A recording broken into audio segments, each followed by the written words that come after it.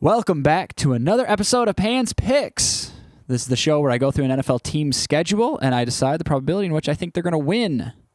At the end, I'll come up with a win total, compare it with Vegas odds, and also compare it with Bill's, who is with me as always. Bill, how are those antiques coming along? Oh, the antiquing business is thriving right now. It's thriving. It's so good you've been able to take on a second hobby, which is this show. Yeah, absolutely. Wow. Antiques Roadshow, that's back after the pandemic and everything? I believe it is. Very good.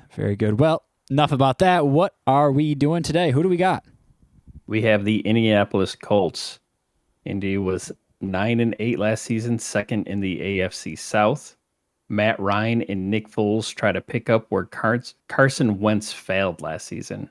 Can Frank Reich and this team catch lightning in a bottle? Will Matt Ryan get the Colts to the playoffs only to watch Foles steal the show and win another Super Bowl? You're putting it all on the Foles-Reich tandem relationship? Yeah, I love it. Absolutely. I love it. Can Foles come in back and get the lightning that he had in 2017, where he passed for almost 400 yards and beat the New England Patriots in the Super Bowl with the same offense coordinator? Something works there. Well, all right, let's bring up the schedule. And with the 26th, tied for 26th worst schedule, or best schedule, or however you describe that, the 26th weakest schedule, I think they've got some good odds coming in here. Let's start with week number 1 at Houston. 100%. I'm starting strong. Matt Ryan's got the history. He's got the power. Matty Ice himself is ready to make a push. Week 2 at Jacksonville. 75. Not that high. Week 3, hosting Kansas City. I'm going to give them a 50. I think Kansas City's still going to be trying to put it together, start off a little slow after losing Tyreek Hill. And the Colts are going to just come out firing, but they're still going to lose this game. Bill, Kansas City, 50%? I actually had that one at 0.25. But not a believer. I can see where you're going. Yeah. I'm going to 2016 Matty Ice is what I'm going. Week 4, hosting Tennessee. Tell everyone right here, 75%. That's it. 75% over the former number 1 seed in the playoffs. Week 6 at Denver.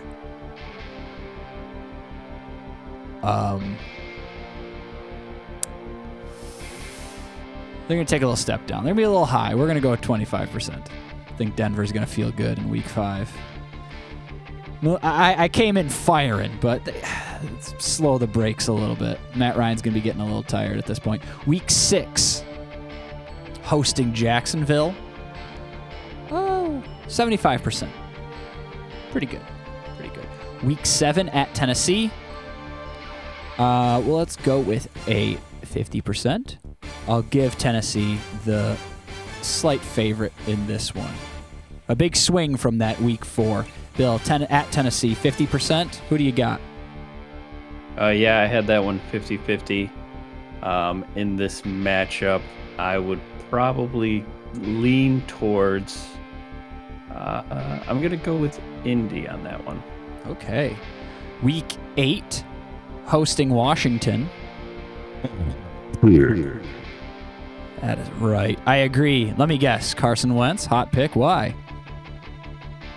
So week 8 at home versus Washington, Indianapolis is giving up 5 points. Nick Foles and Carson Wentz. Could it be either way? It doesn't matter. It doesn't matter who the starting quarterback is. Taylor and Hines are going to cause issues for the Commanders' stout run defense. Reich is going to outmanage Riverboat Ron and keep Wentz off the field. I think Indy wins, but they do not cover that 5 points. I think it's going to be closer than that. Okay. I agree with a lot of what you said, but I think they do cover the 5 points. I'm going to go with Indianapolis at 75%. I think that Matt Ryan is going to play. I see a Rams from last year, like they were a quarterback away, and they upgrade to the better quarterback, and the team starts firing. And I think Matt Ryan is better than people give him credit for. Week 9 at New England. Let's go 50%, but I will take the Colts on that one. Week 10 at Las Vegas, 50% as well. Bill, at Las Vegas, 50%? At Las Vegas, 0.25. Oh, okay. Yeah, I think that Carr is going to have a good push this year. Yeah. Okay. I got at Las Vegas. I got 50%, but Las Vegas is going to be favored for me.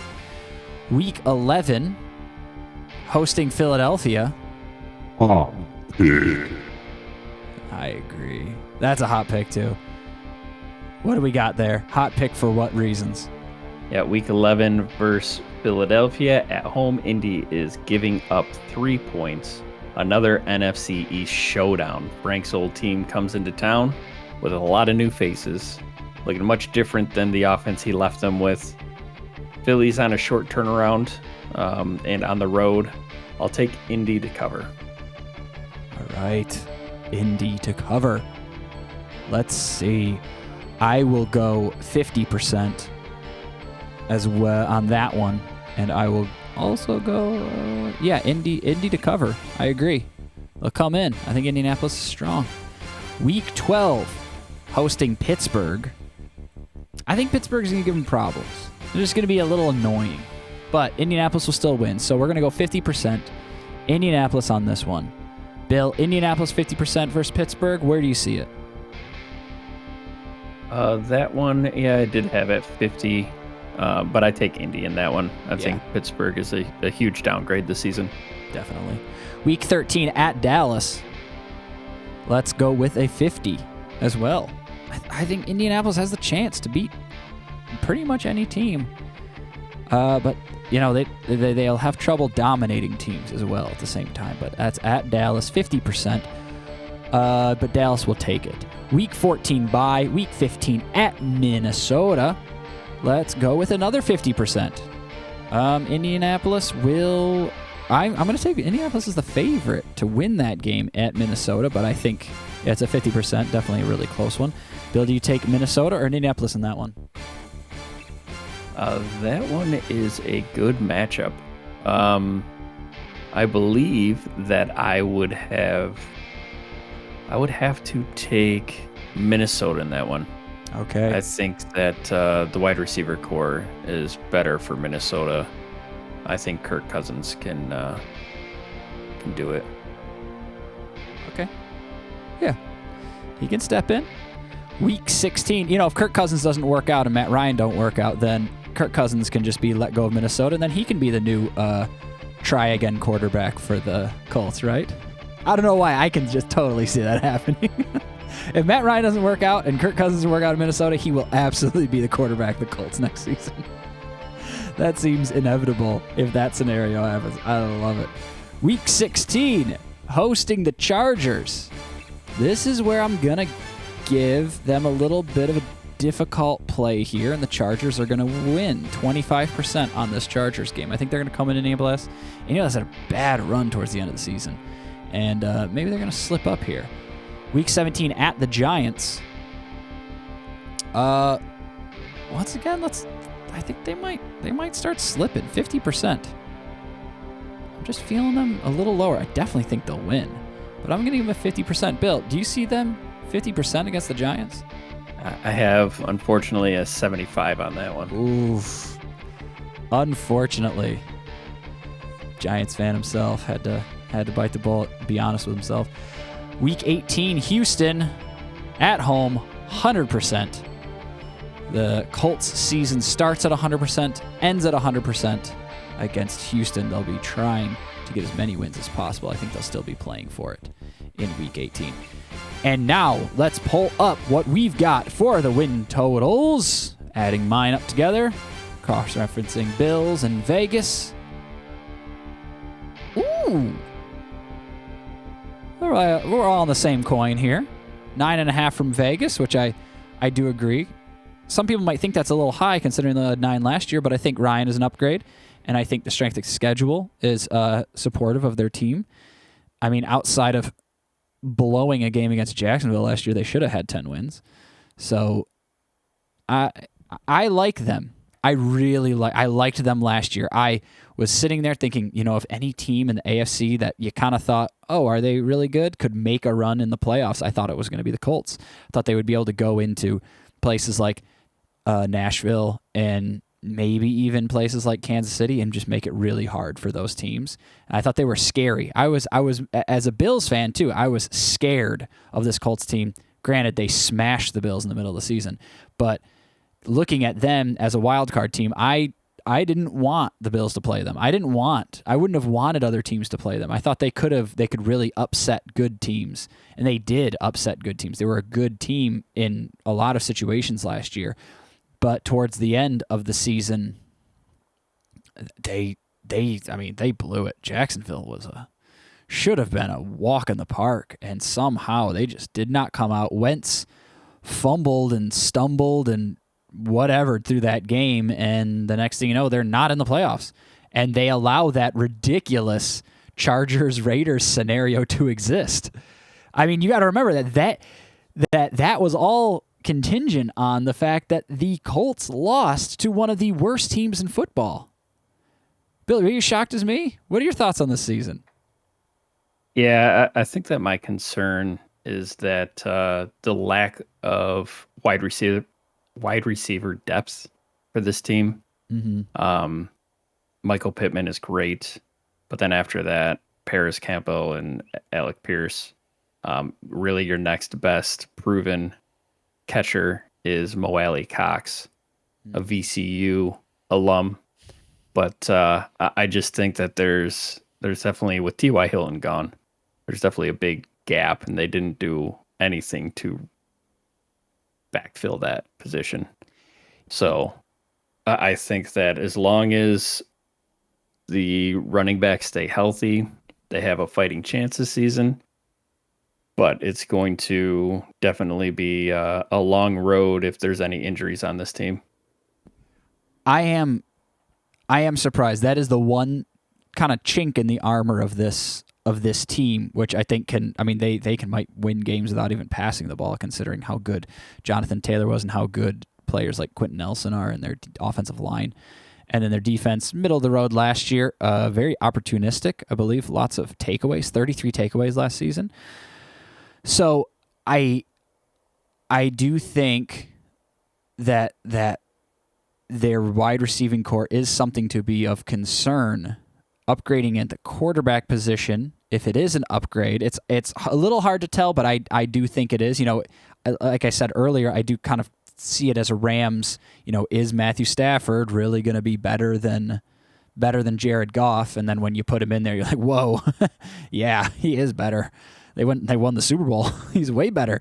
So I think Matt Ryan, I don't think it's going to be as big, but it will be relatively similar to that. I think there's going to be an upgrade at the quarterback position, even with the downfalls at wide receiver, an upgrade in the quarterback position that will push this team to 10 wins and push this team to possibly taking the AFC South with a softer Tennessee Titans. And how many starts does Nick Foles have?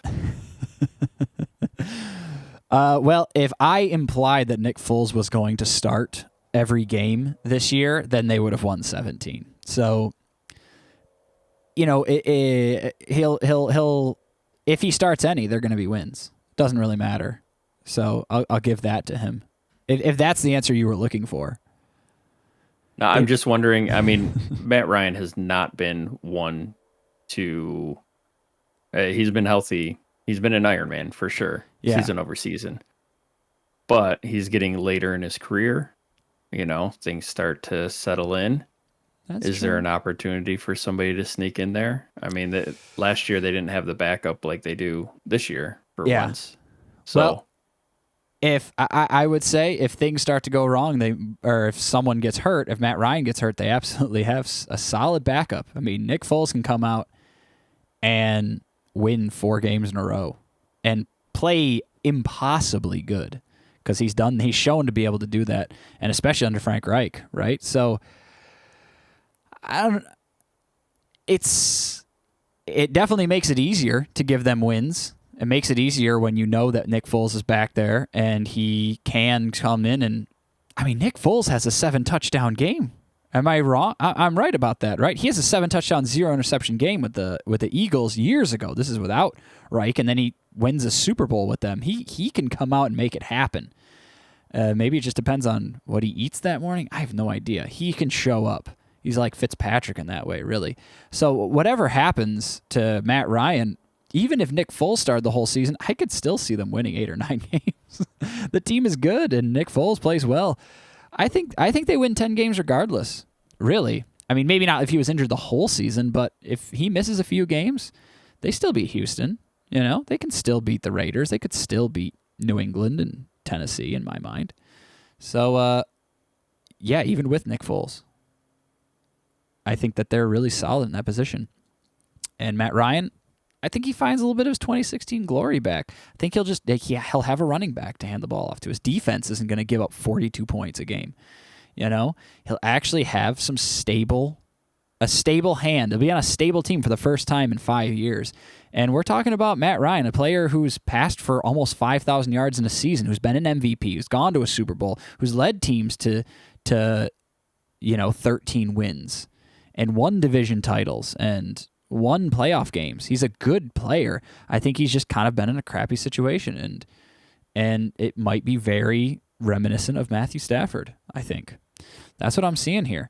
But maybe you're not seeing that. Maybe you hate Matt Ryan. You think Matty Ice is no good, and he's lost at 37 years old, and it's over. And you think Nick Foles' magic is gone, and maybe you just disagree with the way Frank Reich runs his organization. Maybe goes for it on 4th down too much. Too many risks. I disagree with you, but I'd love to hear your thoughts on that. Tell me why the Colts aren't going to be good this year. Tell me why the Tennessee Titans are going to be far superior once again and also win the division once again over the Colts. Let's hear it. Write it down in the comments, and then go through their season. Or go through their season first. 0, 25, 50, 75%, 100% chance on each game. And then at the end, you put in your win total in the comments and tell us why. Tell us some important matchups. Tell us the hot picks that you have, the games that were integral to the decisions that you were making, and the matchups that excite you the most, maybe games you would watch or record to watch again. Let us know. Let us know why we're wrong. Let us know why you agree with us. And of course, like and subscribe, and we'll see you next time.